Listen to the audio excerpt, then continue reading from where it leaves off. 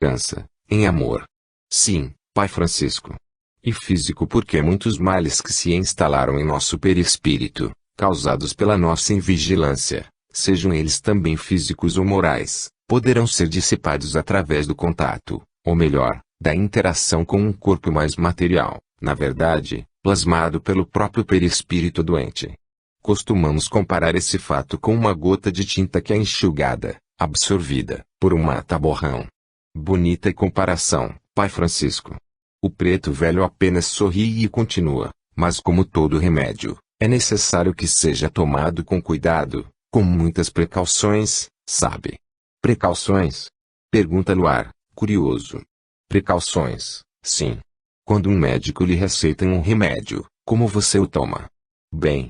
De acordo com a sua prescrição. Muito bem. Vamos supor que ele prescreva um comprimido por dia. Você deverá tomar um comprimido por dia, certo? Certo. Agora, o que acha que poderá acontecer se você, por livre e espontânea vontade, resolver tomar todos os comprimidos do vidro de uma só vez? Poderei ficar muito doente, Pai Francisco, ou, até mesmo, provocar a morte do corpo físico. E é isso mesmo. Com o remédio da reencarnação, quando tomamos contato com a matéria mais densa, também é necessário que sigamos as devidas prescrições. Muitos espíritos, infelizmente, ao reencarnarem, resolvem tomar todos os comprimidos, ou seja, deixando-se envolver por demais com a materialidade. Tornam-se ambiciosos, querendo possuir cada vez mais, ou seja, parece querer tomar todo o remédio que Deus lhes propicia, de uma só vez e da maneira mais errada e equivocada, ou seja, confundem o comprimido com a saúde. Sentem mais prazer com o remédio do que com a própria saúde. Uma bela comparação, diz Cláudia. E como sabermos a maneira correta de tomar esse bendito remédio, Pai Francisco? Pergunta Luar, no intuito de ouvir mais explicações daquela sábia criatura. É muito simples, filho. Em primeiro lugar, vamos analisar bem seus efeitos colaterais e seguirmos corretamente a bula desse caridoso medicamento. Bula, Pai Francisco. Isso mesmo, a bula. A bula do médico dos médicos, Jesus. Sua bula é única. Trata-se de seus ensinamentos, de seu evangelho. Profunda lição, comenta Flávio. E à medida, Pai Francisco, imaginando que esse remédio fosse comparado não a um comprimido, mas a um elixir? Pergunta Luar, animado com as palavras do sábio preto velho. À medida, Luar? Bem. À medida, digamos que tenha que conter apenas o que realmente necessitamos e não mais do que isso para que não falte a um nosso irmão, o seu quinhão desse santo remédio. Gostaria muito de me lembrar dessa lição quando retornar ao meu corpo físico, diz Luar. Não se preocupe, meu filho. Você irá se lembrar, sim. Em primeiro lugar, da essência do ensinamento que é o que mais interessa. Quanto a lembrar em detalhes, quem sabe, um dia, não os escreverá, talvez, até melhor. Luar sorri, humildemente. Está na hora de retornar, Luar, diz Cláudia. Amanhã à noite, precisaremos de seus préstimos. Podem contar comigo.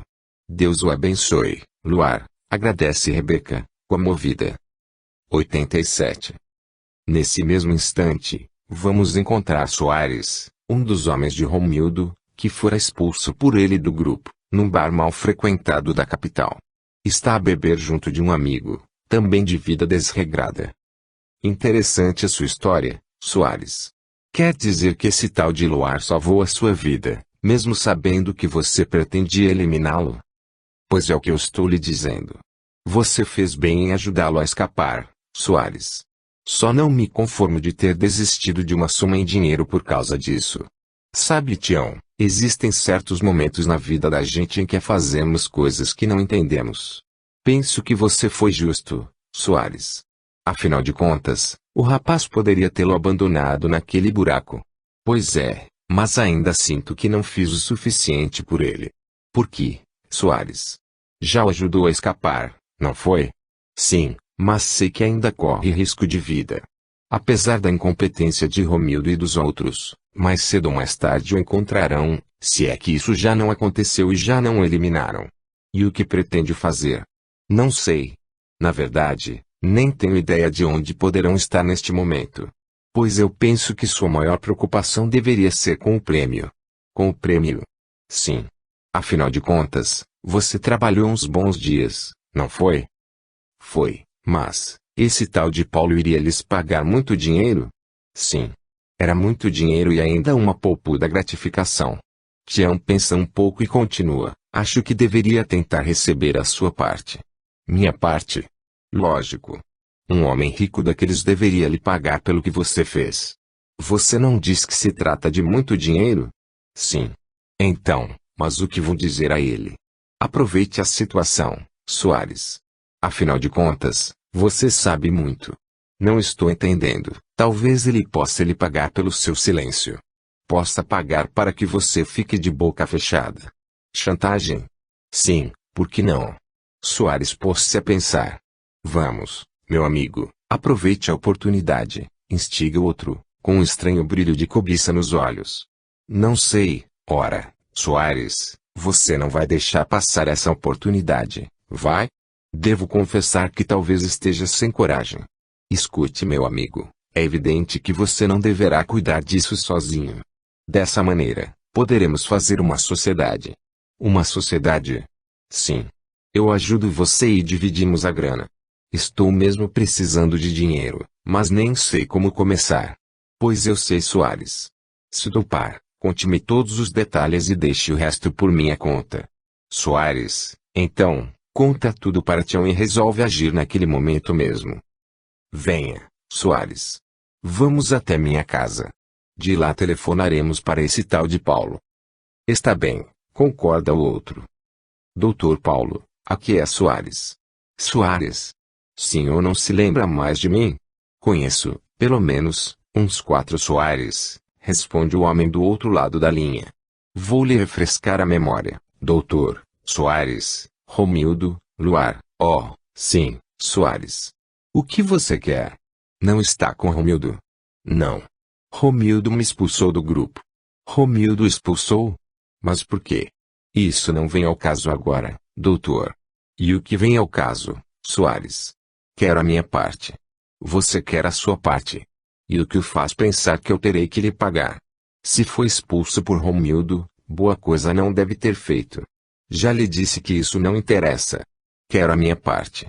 Preciso conversar com Romildo antes. Sem conversas, doutor. Quero a minha parte. E por conta de quê, Soares? Do meu silêncio, doutor. Paulo sente um estremecimento lhe percorrer o corpo. Sua esposa desconfia dele e foi embora para a casa do pai. Neste momento, ele se encontra sozinho em sua casa e Soares o chama pelo telefone celular. Na verdade, a intenção dele é pagar os homens para que eles o esqueçam. Mudou de planos e o que pensa agora é interromper tudo e tentar convencer Mirtes e seu pai de que não tem nada a ver com o que está acontecendo.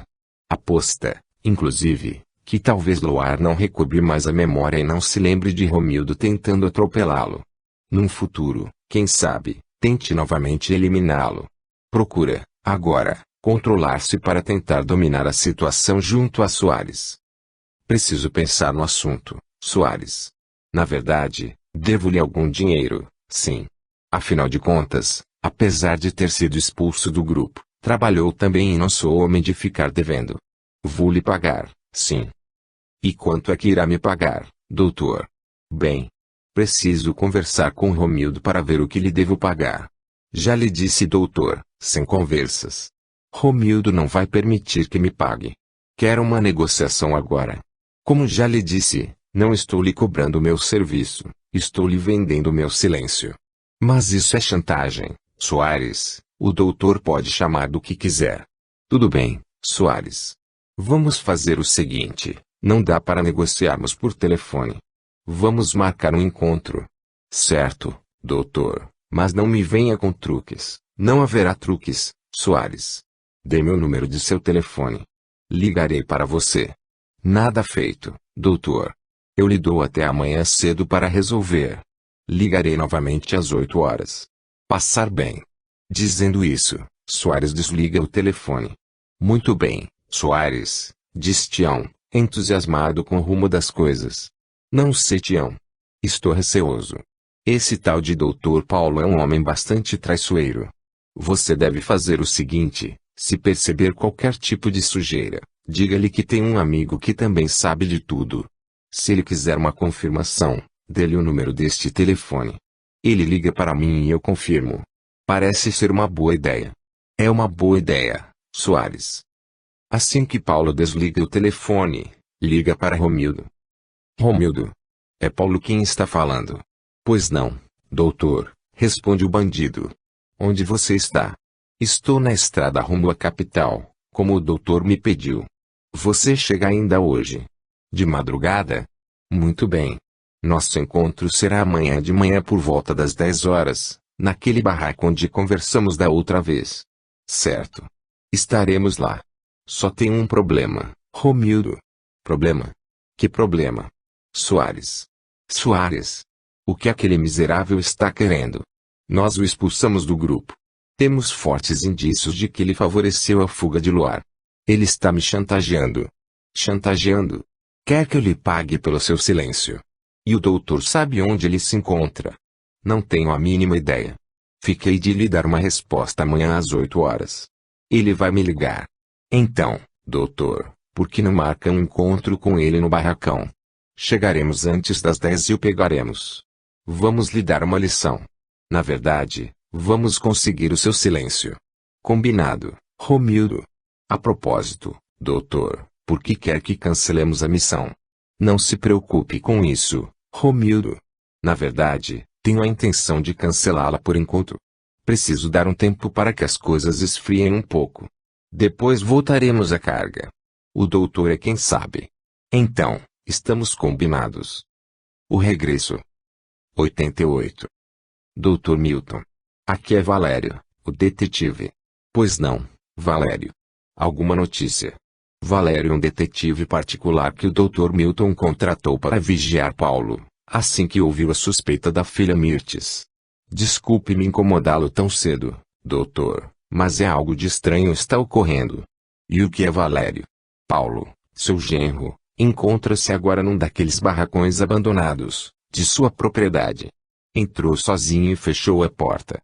Sem ser notado, consegui espiar por uma pequena janela e o vi sentado num caixote, carregando uma arma. Uma arma? Sim, um revólver. Um revólver. Isso mesmo e parece estar esperando alguém. Onde você está, Valério? Estou aqui do lado de fora, próximo à janela. Estou lhe falando através de meu telefone celular. E não há mais ninguém com ele? Não. Ei. Espere. Parece que está chegando mais alguém. Isso mesmo. 3 homens acabam de estacionar um carro do outro lado do barracão. Não deixe que o vejam, Valério, fala Dr. Milton, preocupado. Vou desligar, agora. Preciso contornar a construção para vê-los mais de perto. Tenha cuidado, Valério, e se perceber que algo de ruim possa acontecer, chame a polícia. Ou ligue para mim que eu faço. Sim, Dr. Milton. Valério desliga, então, o telefone e, cuidadosamente, contorne o barracão a tempo de ver Romildo, Aldo e Rubens ali entrarem. Retorna ao local onde estiver e espia pela janela, ouvindo-lhes a conversa. E, então, Dr. Paulo, marcou o encontro com Soares. Marquei para as 10 horas. Dentro em pouco ele deverá estar aqui. E o acerto conosco. Vamos liquidar com esse problema primeiro. Depois acerto tudo com vocês. Está bem, concorda Romildo, dando, a seguir, ordens aos seus homens. Aldo, Rubens, vamos nos esconder por detrás daqueles caixotes ali. A ordem é para liquidá-lo, patrão. Aqui não, Romildo. Não quero meu nome envolvido com este crime e este barracão pertence às empresas de meu sogro. Faça o que tem a fazer longe daqui. Está certo, mas teremos que cobrar por isso.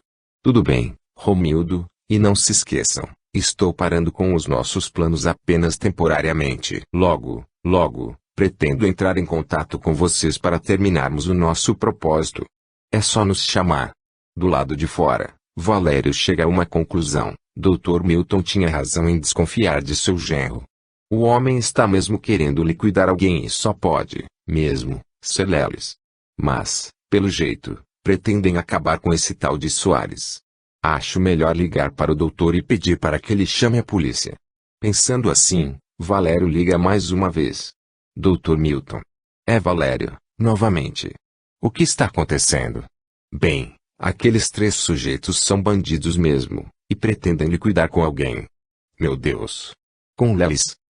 Penso que não, doutor. Falaram num tal de Soares. Deve ser alguém ligado a eles, pois parecem conhecê-lo bem. Pois pedirei à polícia que vá até aí. Também me colocarei a caminho. Pode ser perigoso, doutor. Ficarei de longe e só me aproximarei quando vir que tudo está resolvido. E qual alegação dará a polícia? Não se preocupe, Valério. Tenho amigos. Tenho certeza de que é o melhor caminho. Continue vigiando, Valério. Até mais. Até mais, Dr. Milton. Algum tempo se passa e Valério vê quando mais um homem chega ao local. É Soares, ainda apoiado num par de muletas. Deve ser esse o tal que estão esperando e que pretendem liquidar. Oh, meu Deus, será que a polícia vai chegar a tempo? Pergunta-se o detetive. Tenho que fazer alguma coisa. Mas o quê? De repente, Valério tem uma ideia e corre para o local onde os primeiros homens a chegar estacionaram o automóvel. No interior do barracão, Paulo continua a aguardar a chegada de Soares, enquanto os outros encontram-se escondidos por detrás de uns caixotes, à espreita. Doutor Paulo. Chama Soares, entrando no barracão. O senhor está aí? Aqui, Soares, responde Paulo sem se mexer. Soares olha, então, à sua direita e vê Paulo sentado no caixote com o revólver em cima de um outro. No mesmo instante, saca seu revólver também. Não será preciso isso, Soares. Minha arma está apenas aqui em cima. Por precaução, a minha ficará em minha mão. Aproxime-se, Soares. O outro obedece para cerca de uns 2 metros dele. Quer dizer que você resolveu fazer uma chantagem comigo, não é, Soares? Eu não diria uma chantagem, mas um pequeno negócio. Tudo bem. Eu vou lhe pagar, mas, antes, diga-me uma coisa, alguém mais sabe desta nossa história? Sim, por isso não tente nenhum truque comigo. Mas você contou para alguém, Soares. E você acha que viria até aqui sem garantias? Você ficou louco. Quer me arruinar? Já não terei garantias se amanhã ou depois você não virá de novo chantagear-me. Imagine essa outra pessoa. Você é um imbecil, Soares. Soares se assusta com a explosão de Paulo e procura manter-se dono da situação. Eu não tinha escolha, doutor. Como já lhe disse, não posso me arriscar e respondo por essa outra pessoa. Ela só o delatará se algo me acontecer. Aliás, não tenho muito tempo. Tenho hora marcada para retornar. Se eu não aparecer, ela dará com a língua nos dentes. Pois assim não faço negócio com você, Soares. Só o farei se souber de quem se trata. Nada feito, doutor. O senhor terá que me pagar já. Nesse momento, Romildo sai de trás do caixote onde se encontra escondido. Rubens e Aldo imitam, todos apontando armas para Soares. É blefe desse safado, doutor Paulo. É blefe desse safado, berra Romildo. Espere, grita Paulo. Você vai morrer, Soares. Traidor, não, grita ainda Paulo. 5 estampidos são então ouvidos no interior do barracão, seguidos pelo som das sirenes da polícia que está chegando ao local. 2 tiros partem da arma de Romildo, seguidos por mais 2 das de Rubens e Aldo. O 5º parte do revólver de Soares, que alveja Paulo mortalmente. Cerquem o local, grita o chefe dos policiais que, de armas em punho, arrombam a porta principal do barracão, a tempo de renderem os 3 homens. Paulo e Soares encontram-se estendidos no solo. Estes 2 não têm mais vida, informa um dos policiais após examiná-los. O senhor pode entrar, Dr. Milton, avisa um outro soldado. Venha, Valério. Quando entram, Romildo, Aldo e Rubens já estão sendo algemados para serem levados para as viaturas. O Dr. Milton ajoelha-se ao lado do genro e lágrimas lhe brotam dos olhos. Está morto, Dr. Milton, informa o delegado que chegara junto com os policiais. Era seu genro, não? Meus sentimentos. Dr. Milton levanta-se lentamente e é amparado por Valério. Vamos embora daqui, Dr. Milton. Um momento, disse, dirigindo-se ao delegado, seu amigo, Pede-lhe que comunique a respeito do que aqueles homens sabem a respeito de Lelis, seu filho. Hoje mesmo entrarei em contato com o Sr. Dr. Milton. Como vou dizer a Mirtes? E a Lídia? E a meu filho? Onde estará? Venha, Dr. Milton. Eu o acompanharei até a sua casa. Obrigado, Valério. Deixe-me ligar para o Alcides e lhe comunicar o que aconteceu aqui. A propósito, Valério, peça ao delegado os nomes desses homens. Preciso relatar também a Alcides. Um deles, eu conheço. É Romildo. Foi motorista de meu genro até pouco tempo atrás. Valério fala com o delegado e retorna com os nomes. Realmente, Dr. Milton, um deles se chama Romildo. Os outros são Aldo, Rubens e Soares, o que morreu. Vou ligar para Alcides. Nesse momento, seu olhar cruza com o de Romildo e não se contém. Dá um salto e agarra o homem pelo pescoço. Fale, desgraçado. O que fizeram com o meu filho? O que fizeram com Lelis? Não fizemos nada, doutor. Ele está vivo. E onde está? Nós o perdemos numa pequena cidade. E que cidade é essa? Que cidade é essa?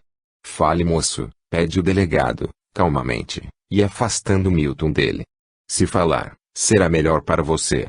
Romildo explica, então, onde se situa a cidade e o seu nome, além de adiantar que Paulo era o mandante de tudo. Venha, Valério. Vou ligar para Alcides. 89. Seu Alcides. Que bom vê-lo novamente. Cumprimentam, efusivamente, Marta e Helena, o detetive que acabara de chegar ao hotel. Pois eu deveria lhes dar um belo puxão de orelhas por terem me deixado para trás. Perdoe-nos, seu Alcides, pede Marta. Achamos que seria melhor se continuássemos sozinhas. Mas por que o senhor demorou tanto para chegar? Tive problemas com o carro, Helena. E daí? Tiveram notícias de Lelis? Estamos aguardando seu Brandão e os outros. Ainda não retornaram da outra cidade. Estou com esperanças, Marta, diz Helena.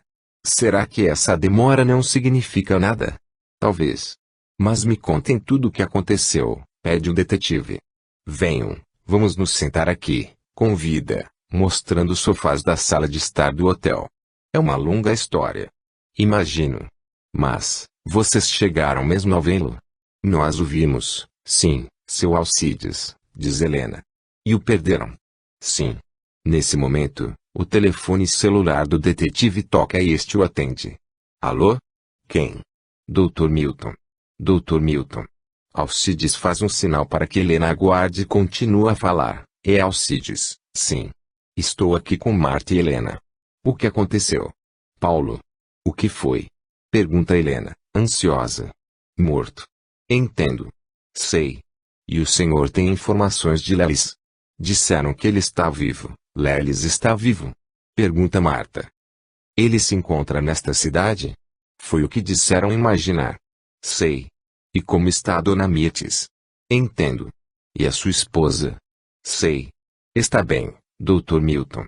Vou fazer o que puder para encontrá-lo. Há mais 2 pessoas procurando por ele. São amigos. Tudo bem. Eu telefono. Até logo. Sim. Eu transmitirei seu abraço a elas. Até mais. O que aconteceu, Alcides? Perguntam as moças. Era o Dr. Milton. Disse que Paulo foi morto por um dos bandidos que estavam atrás de Lelis. Ainda não se sabe o porquê, mas 3 deles estão presos e certamente irão confessar. Aliás, o chefe deles já confessou que trabalhavam a mando de Paulo, que Lelis ainda se encontra vivo e que eles perderam a sua pista nesta cidade. Oh, graças a Deus! Graças a Deus! Exclama Helena, soluçando. Mas onde será que ele se encontra escondido? É o que teremos que descobrir agora, diz o detetive. Pelo menos, está vivo e não corre mais perigo de vida. E se fizéssemos um anúncio na emissora de rádio da cidade? Sugere Helena. Não iria dar certo. Lelis não iria acreditar. Temos que encontrá-lo pessoalmente, mesmo. Nesse momento, os automóveis com Brandão e os outros estacionam em frente do hotel. É seu Brandão, grita Helena, correndo em direção a eles, seguida por Marta e Alcides. E, então, seu Brandão. Alguma notícia? Nada, Helena. Vasculhamos toda a cidade. Temos boas notícias, Seu Brandão. Boas notícias. Sim, confirma Marta. Lelis está vivo. Como sabem? Aqueles homens que queriam eliminá-lo estão presos e disseram que ele ainda se encontra com vida e que, talvez, ainda esteja nesta cidade. Mas como sabem disso? O Dr. Milton, pai de Lelis, telefonou dizendo: "Oh, desculpem-me, este é Alcides, detetive particular contratado pelo pai de Lelis. Foi ele quem recebeu o telefonema. Pelo menos, sabemos que ele está vivo e que não corre mais perigo de vida, pois aqueles bandidos estão presos. Basta, agora, encontrá-lo. Ele sabe quem estava por trás de tudo, seu Brandão. Não me diga que o cunhado dele, conforme vocês suspeitavam." "Isso mesmo." "Meu Deus!" exclama Brandão. "O que faremos agora?" pergunta Marta. "Não podemos ir embora sem nenhuma solução", diz Nando. "Teremos que permanecer nesta cidade até encontrarmos Luar. Pois continuaremos a busca", diz Marta. "Venham", convida Brandão. "Vamos nos registrar neste hotel. Precisamos todos de um bom banho e não sabemos por quanto tempo ainda necessitaremos continuar nesta cidade." "Uma boa ideia, pai. Telefone novamente para sua mãe, Nando. Explique tudo a ela." "Vou ligar, sim. Ligarei para minha mulher também", diz Clemente. "Será que o encontraremos?" pergunta Helena, angustiada. "Temos que encontrá-lo", afirma Brandão. "Se preciso for, bateremos de porta em porta." Na casa do Dr. Milton, enorme constrangimento se abate sobre a família Mirtes. Apesar de não mais amar seu marido, não deixa de se entristecer profundamente. Afinal de contas, não era assim que gostaria que tudo terminasse. Pelo menos não era esse o destino que desejava para si, pois, por muitos anos, desde o início de sua vida conjugal, tinha muita dedicação pelo homem com o qual se casara. E Dona Lídia? Como fariam para colocá-la a par dos últimos acontecimentos? Ela nem sabia do risco de vida que seu filho estava correndo.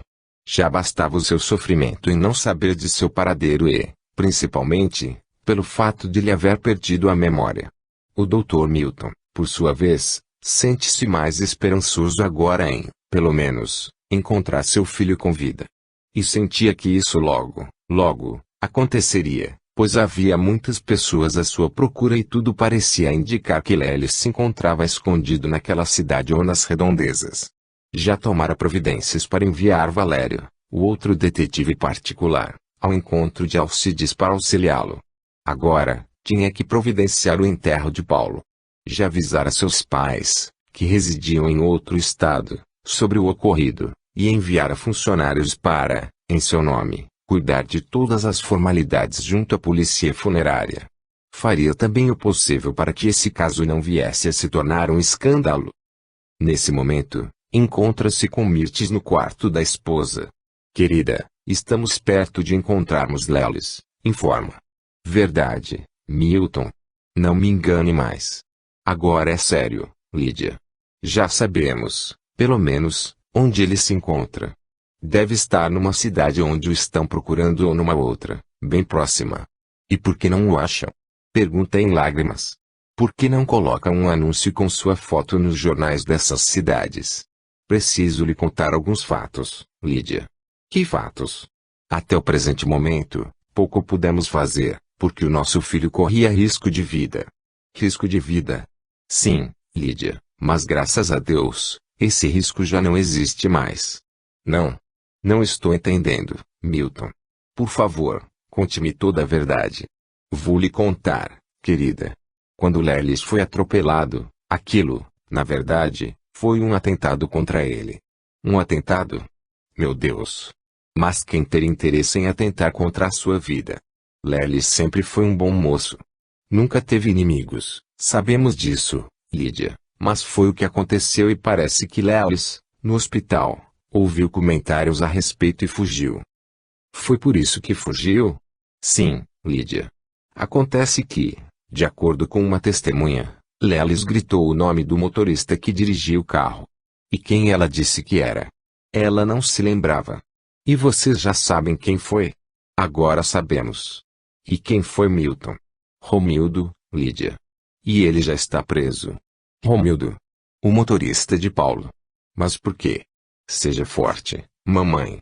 Vamos lhe contar algumas coisas que a senhora não vai acreditar. Falem, por favor. Não me escondam mais nada. Sabe, mamãe, devo lhe dizer algo muito importante que a senhora também não sabia. Já há muito tempo não amo mais Paulo. Ele, ao longo do tempo, mostrou quem verdadeiramente é, uma pessoa ambiciosa e sem escrúpulos. Por isso que você veio aqui para nossa casa. Você disse que era porque ele estava viajando. Não, mamãe. Eu vim para cá porque estava com medo dele. Medo, filha? Sim, mamãe. Medo. E onde ele está agora? Ei! Esperem um pouco. O que Paulo tem a ver com tudo isso? Muito, mamãe. Vocês não estão querendo me dizer que esse atentado, é isso mesmo, Lídia. A mulher, agora, cai em prantos. Não posso acreditar. Paulo. Eu o considerava como um outro filho, nós sabemos disso, mamãe. E onde ele está agora? Se Romildo está preso, Romildo confessou tudo. Ele e mais 2 bandidos de seu grupo. E ele confessou que estavam agindo a mando de Paulo. Mas por quê? Porque queria matar o nosso Lelis. Por ambição, mamãe. Paulo queria ser o único herdeiro e ambicionava o cargo de presidente das empresas. Não posso acreditar. Mas onde ele está? Também está preso. Não, mamãe. Paulo está morto. Morto. Sim. Ele é um outro bandido. Não consigo, mesmo, acreditar. Pobre Cecília e Guilherme. Você já os avisou, Milton? Já, Lídia. E também já estamos providenciando o funeral de Paulo. E vocês acham que irão encontrar o nosso Lelis? Tenho certeza disso, Lídia. E sabe quem chegou mais perto de encontrá-lo, mamãe? Que inclusive chegaram a vê-lo. Chegaram a vê-lo? Quem? Marta e Helena. Marta e Helena. Sim. Desde que chegaram ao Brasil, estão se empenhando na procura de Lelis. E chegaram a vê-lo, sim, mamãe, e tenho certeza de que logo ele estará de volta a esta casa. Isso é memória. Isso não importa, mamãe. Ele receberá um tratamento adequado. Além do mais, o médico disse que isso será apenas uma questão de tempo. Que Deus nos ajude. Que Deus nos ajude e perdoe Paulo. E que conforte seus pobres pais. 90. Já é noite e luar, após realizar todos os seus afazeres junto a seu Ricardo, incluindo banho e higiene pessoal, encontra-se sentado em sua cama ao lado do ancião, lendo para ele algumas passagens do Evangelho segundo o Espiritismo. Quando termina, seu Ricardo lhe fala mais uma vez da importância de se divulgar a doutrina através do livro. Sabe, Luar, o livro é a grande ferramenta de divulgação da doutrina espírita e dele os espíritos se utilizam para auxiliar os mais necessitados. Isso é verdade, seu Ricardo. E, partindo dessa verdade, Luar, nada melhor do que espalharmos, cada vez mais, essas ferramentas para que esses espíritos, mensageiros de Jesus, possam tê-las sempre ao seu alcance a fim de efetuar esse auxílio a tantos que dela necessitem. O velho, então, se ajeita melhor na cama e pede, Luar, você não faz questão de ler mais algumas páginas para mim, em voz alta? Será um prazer, seu Ricardo. Inclusive, a leitura do Evangelho é sempre um bom preparo para uma noite de sono tranquilo para o corpo e para o espírito, preparando-o para sua emancipação. Isso mesmo. Luar, então, recomeça a leitura em voz alta, mas, logo, ambos se entregam ao sono. Até que horas aquele imbecil vai ficar aí parado, esperando, hein, Crota? Pergunta Cegadas. Os dois estão fora da fortaleza, escondidos por detrás de umas rochas, espionando Rufus que, a uns 30 metros de distância, aguarda Laio que prometeu vir buscá-lo. Deve estar esperando por aquele rapaz que se transformou num guerreiro para impressioná-lo, responde Crota. Onde já se viu ser enganado por um espírito de carne? Mas ele tem muito poder, Cegadas. Conseguiu se transformar muito bem. Ora, Crota, isso é coisa dos das luzes, e o que pretende fazer, Cegadas? Assim que esse tal de Laio ou Luar sei lá quem, vier buscá-lo, vou segui-los, sem que percebam. Quero ver o que esse rapaz está planejando. Veja, Cegadas. Ele está se aproximando. E vem sozinho, como da outra vez. E você acha que ele está sozinho, Crota? Deve estar sendo auxiliado por aquela moça e seus companheiros. Moça? Que moça? Você não a conhece. Já conseguiu me roubar um seguidor. E você não os vê porque se tornam invisíveis quando querem. Ouça o que dizem. É você, Laio? Pergunta Rufus ao ver que o vulto levemente nimbado de luz se aproxima. Sou eu, sim, Rufus. E vim buscá-lo. Quero levá-lo a um lugar para que conheça alguém. E quem é esse alguém? Gostaria que visse com seus próprios olhos, sem que soubesse antes de quem se trata. Pois eu irei com você. Então, vamos. Siga-me. Dizendo isso, Laio volta-se, retornando pelo mesmo caminho, no que é seguido por Rufus. Vou atrás deles, Crota. Vá, Cegadas. Porém, quando Cegadas começa a caminhar, estranha força parece contê-lo no lugar. Não consegue dar nenhum passo. Vá, Cegadas, fala Crota. Não consigo andar, responde o outro. Parece que algo segura minhas pernas e elas não obedecem. Procure dar um passo para trás.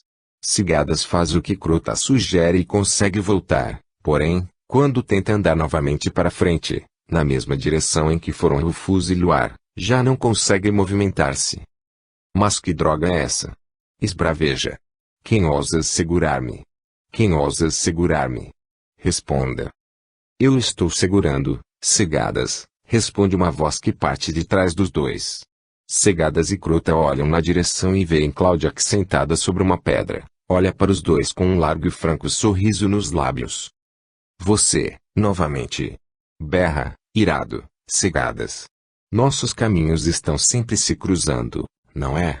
É você quem me segura. Sim. Como faz isso se está longe de mim? E precisaria estar ao seu lado para isso. Não acredito. Como faz isso? Com muito amor, meu irmão. Irmão? Não sou seu irmão, como não? Somos irmãos em Deus que é nosso Pai comum. Já lhe perguntei, como faz isso? E eu já lhe respondi, com muito amor. Pois lhe ordeno que me solte, isso significaria não mais sentir amor por você, meu irmão. E por que acha que me segura porque tem amor por mim e não o contrário? Afinal de contas, está fazendo mal a mim. Aí é que você se engana. Se não gostasse de você, como a um irmão, deixaria que fosse atrás daqueles dois. E por quê? Porque iria se comprometer junto à vida, junto a Deus. Comprometer-me? Sim, Cegadas. Se você os seguisse, iria atrapalhar uma boa ação e por isso ficaria comprometido com a sua consciência. Não indo, muita coisa boa vai acontecer e isso lhe fará mais bem do que mal. Que história é essa de bem e mal? Ora, Cegadas, você sabe distinguir muito bem o bem e o mal. Sabe o quanto está comprometendo o seu futuro, a sua colheita com esses seus atos pouco dignos. Mas Rufus não é nada diferente de mim. Porque o protege. Existe uma diferença, sim, Cegadas. Uma diferença que está se operando agora quando ele resolveu ir ao encontro do desconhecido, apenas porque ouviu as palavras de seu amigo que lhe falou sobre o bem. E para onde ele está indo? Ele está se encaminhando para a felicidade. Não acredito nisso. Felicidade, como vocês imaginam, não existe. E como é que você imagina ser a felicidade? Felicidade é poder, é ser temido. É ser mais forte que os outros. Pela maneira como você a define, felicidade, para você, é sinônimo de solidão. Como solidão. Porque ter poder sobre os outros, ser temido por todos e ser o mais forte, da maneira como você imagina a força, só pode lhe trazer solidão. Aqueles que o temem, aqueles que são mais fracos, certamente afastam-se de você. Você se acha feliz na solidão em que vive? Eu não vivo só. Não. E quem são seus companheiros? Pelo que estou vendo resumem-se na pessoa de Crota, que somente está ao seu lado por dois motivos, por temê-lo e para aproveitar-se das sobras que você lhe dará a troco de sua pretensa e fingida lealdade. Ei! Quem você pensa que é para falar assim de mim? Perdoe-me, Crota, mas é a pura verdade. Você era leal a Rufus até aparecer um outro mais forte e, obviamente, será leal a algum outro que surgir mais forte que Cegadas. Eu sei que é assim, moça, exclama Cegadas. E daí? Crota me respeita. Ele o respeita e o teme. É tudo a mesma coisa. Não é tudo a mesma coisa, não, meu irmão. Vou lhe explicar algumas coisas que você tem que tomar consciência, apesar de saber. Em primeiro lugar, que força é essa que você tanto apregou a possuir se nem consegue se locomover apenas com a força de meu amor fraterno? Cigadas fita Cláudia com o semblante pleno de surpresa por estar sendo ali submetido ao poder de um espírito que, para ele, deveria pertencer ao sexo frágil. Sente-se diminuído naquela situação. E quanto a ser temido, Cigadas, que prazer isso lhe traz? Será que não consegue enxergar muito mais satisfação em saber que espíritos, seguidores de Jesus, que vocês costumam chamar de das luzes, são, ao invés de temidos, respeitados e amados pelo bem que praticam? Não consegue enxergar felicidade no fato de tantas criaturas aproximarem-se de nós em busca de auxílio e proteção, ao invés de afastarem-se, temendo qualquer ato menos digno de nossa parte? Imagine-se, meu irmão, rodeado de outros tantos, agradecidos a você por ter usado a sua inteligência em benefício deles. Imagine-se sendo amado e não temido. Não vejo as coisas dessa maneira. Aliás, não teria chance nenhuma. Fala, agora, Cigadas, num tom de voz um pouco diferente. Parece ter sido atingido por um raio tranquilizador a partir do momento em que Cláudia começou a falar com ele. E por que pensa assim? Apenas porque não se lembra mais como é ser feliz? Ora, Cigadas, Deus nos dá todas as chances de sermos felizes. Nós é que as perdemos por nosso próprio livre-arbítrio. Não posso lembrar-me do que nunca fui. Nunca foi feliz, Cigadas. Tem certeza? Nem quando recebeu a própria vida, em sua última encarnação sobre a terra, sendo embalado por uma mulher que ainda o ama tanto. De que está falando? De sua mãe, Cigadas. Minha mãe. Nem me lembro mais dela. Aliás, penso que nunca gostou de mim. Pode ser que não tenha gostado quanto deveria, mas foi sua mãe. E ela ainda o ama aí, pode ter certeza, cada vez mais. Não me venha com truques, moça. Não me venha com truques, não vou lhe fazer truques, meu irmão. Apenas lhe digo que sua mãe o ama muito, ainda. Digo-lhe também que você só não é feliz porque não quer. Vá embora, mulher. Vá embora. Vou embora, sim, Cigadas. Mas pense bem em tudo que eu lhe disse. Eu não vou pensar em nada, então fique com a sua solidão. Dizendo isso, Cláudia desaparece. Diabos! Essa mulher me fez perder tempo. Ela tem muita força, hein, Cigadas? Cale-se, crota. Experimente andar agora, diz o espírito, tentando mudar de assunto. Cigadas ensaia alguns passos à frente e consegue caminhar. Pronto. Já estou livre. Mas nesse momento, ele não sabe mais para onde ir, pois já há muito perder Rufus e Luar de vista. Diabos, mais uma vez. Agora já não sei mais para onde foram. Essa mulher só me atrapalhou, não vai procurá-los. Sugere crota. Procurá-los onde, imbecil? Como procurá-los? Já devem estar longe. Sabe quantos caminhos existem por aqui? Incontáveis. Droga. 91. Isto parece um hospital, Laio, comenta Rufus ao chegarem defronte de uma grande construção do plano material. É uma clínica, Rufus. Que tipo de clínica? Uma clínica psiquiátrica. Clínica psiquiátrica?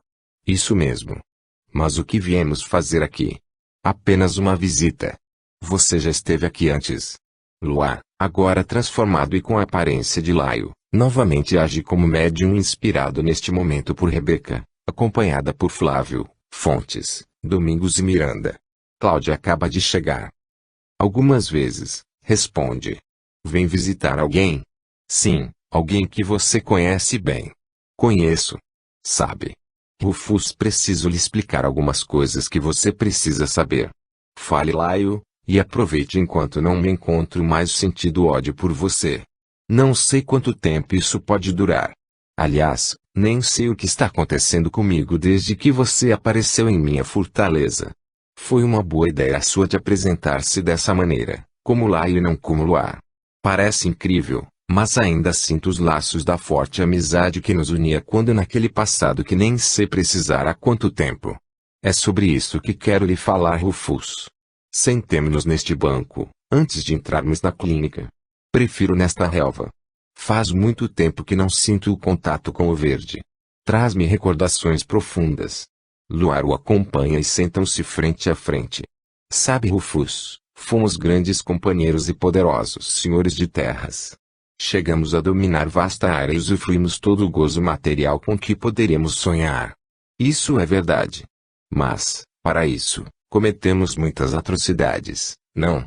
Não vejo dessa maneira, Laio.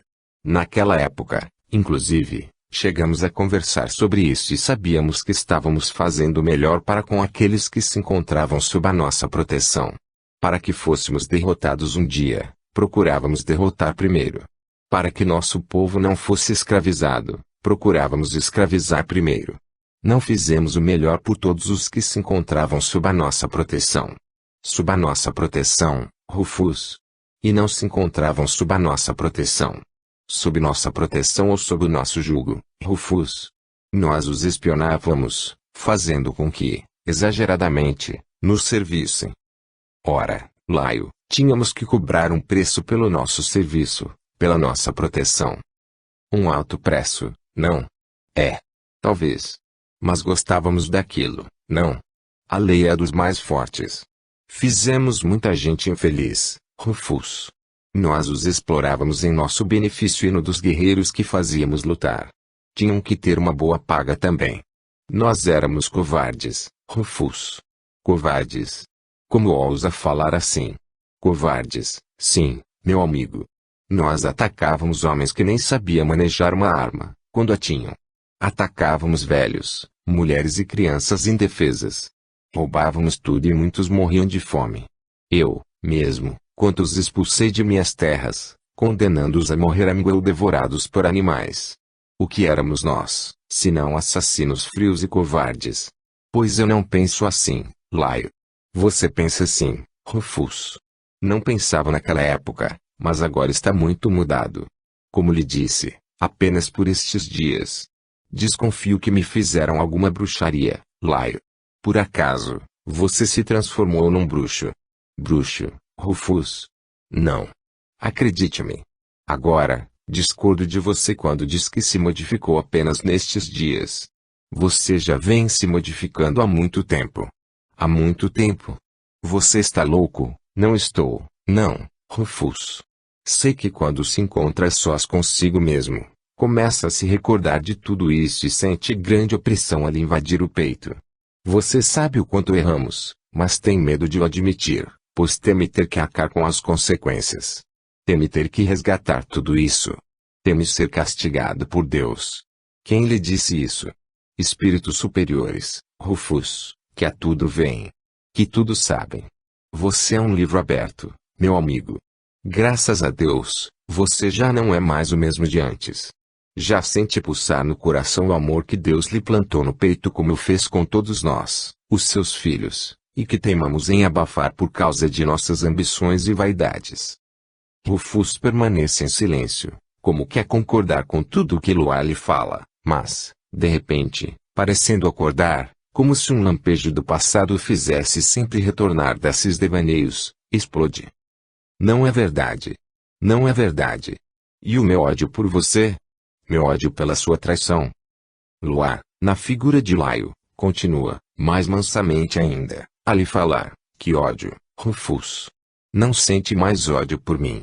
O que insiste em morar em seu peito, em sua alma, é apenas algo que o faz culpar-me por tudo o que lhe está acontecendo. E você tem razão. Sou culpado por muito do que você foi, Rufus.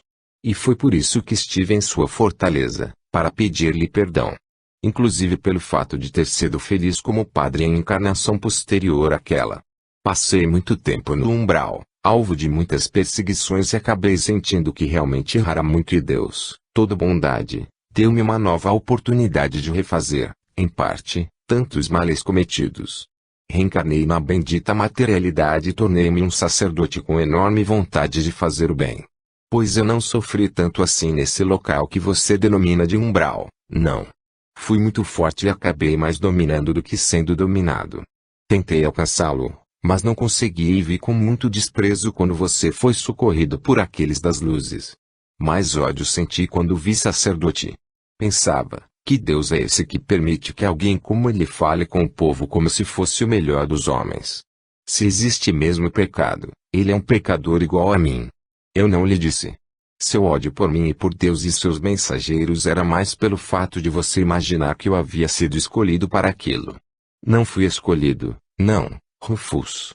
Sofri muito com a minha consciência antes de me propor a reencarnar e me tornar um sacerdote. Vi desfilarem à minha frente muitos daqueles que eu tanto fizera sofrer e, principalmente, pelo fato de eu lhes ter plantado o ódio e o desejo de vingança no coração. Senti muito a sua falta, Laio, mas não sucumbi. Éramos grandes companheiros, mas, para mim, era um traidor. Quero ajudá-lo, Rufus. Sei que não possui mais em você a motivação que o impulsionava ao mal. Que motivação? A de destruir-me. Era isso que alimentava as suas forças. Eu era a sua meta, mas, agora, graças a Deus, ela não existe mais. Como pode ter tanta certeza disso, Laio? Leio em seus olhos. Rebeca, nesse momento, comovida, não consegue conter as lágrimas de emoção ao ver seu querido filho transformando-se aos poucos. Rufus parece sentir-lhe a presença, pois passa a vivenciar momentos de muita paz. Baixa os olhos e permanece alguns minutos em silêncio, após o que, fala com calma e inflexão na voz. Você tem razão, meu amigo. Você tem razão. E agora? O que devo fazer? Existem muitos outros aqui que irão ajudá-lo, mesmo porque precisamos de você para auxiliar alguém que lhe foi muito querido no passado. Muito querido. De quem está falando? Acompanhe-me. Vamos entrar nesta clínica. Verá com seus próprios olhos.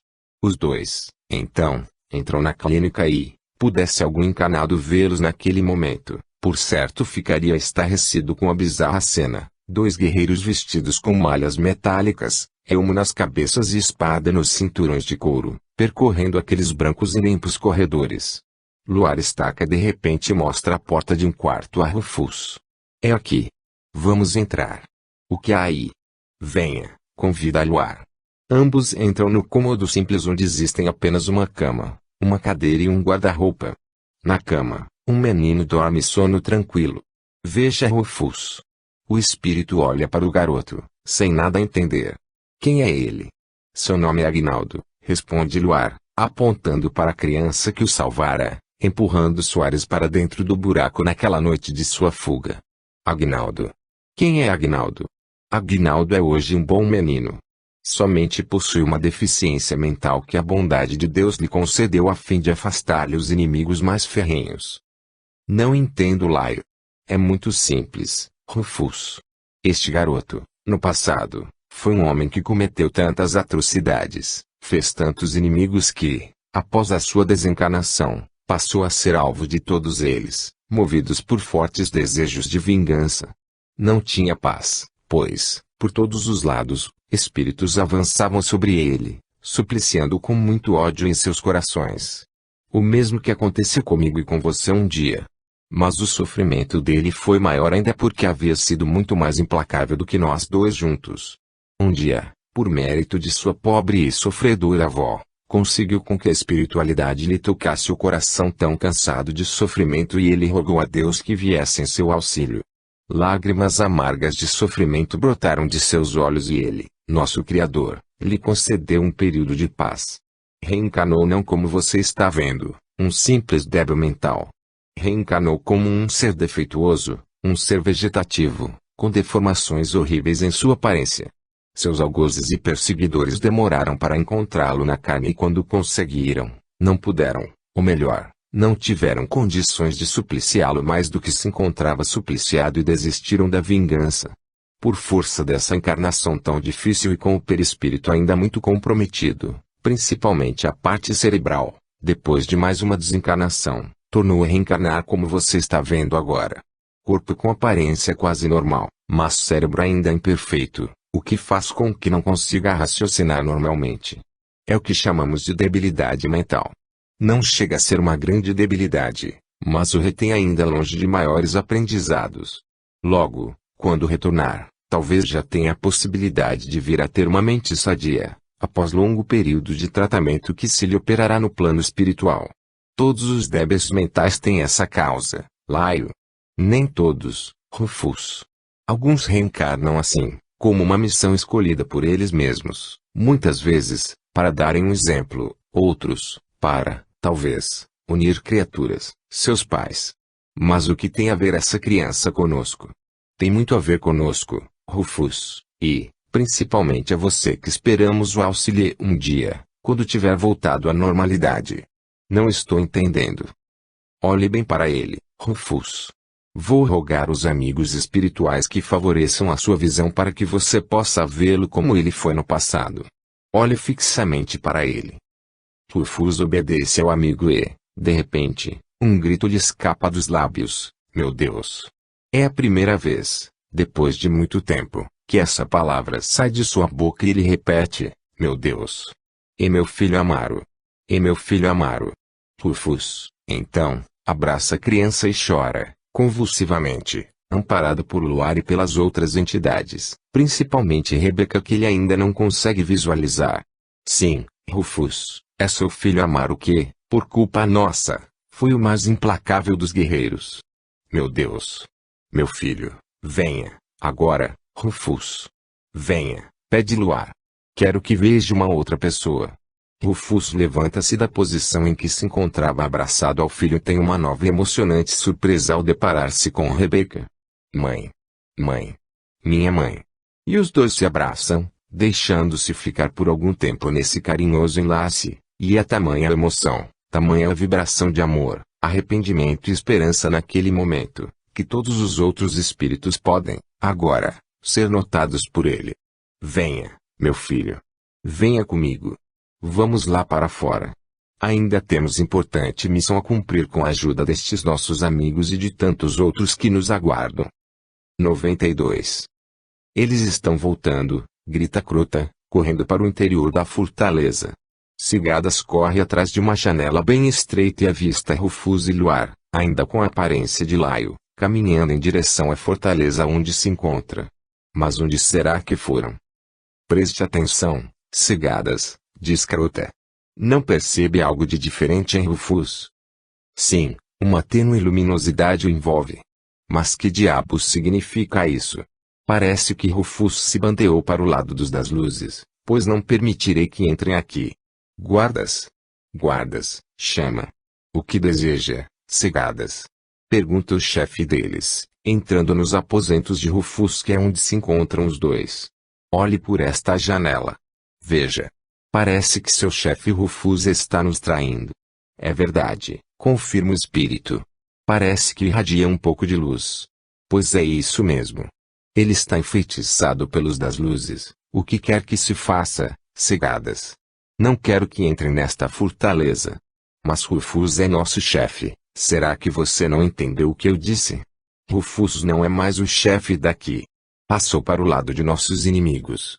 Será? Mas não está vendo a luz que irradia? Está certo que é uma luz muito fraca, quase apagando-se, mas isso é um sinal de que deixou-se enfeitiçar. Não podem deixá-lo entrar. O guarda encontra-se ainda em dúvida, mas teme desobedecer Cigadas. Muito mais que a Rufus.